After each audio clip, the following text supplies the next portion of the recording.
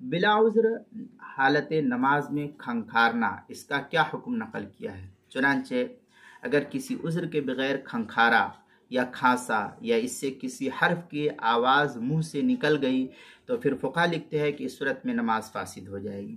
البتہ اگر بلغم آنے کی وجہ سے کھنکھارنا ناگزیر ہو جائے یا آواز اچھی کرنے کے لیے کھنکھارے یا بے اختیار کھانسی آ جائے، یہ سب صورتحال ہے تو نماز میں کوئی خرابی لازم نہیں آئے گی۔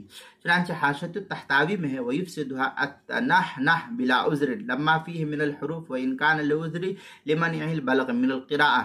اس طریقے سے عبارت لا یفسدو یا مراقی الفلاح کی عبارت ہے۔ حاشیۃ التحتاوی علی مراقی الفلاح صفحہ 324، در مختار مع شامی دوسری جلد صفحہ 376۔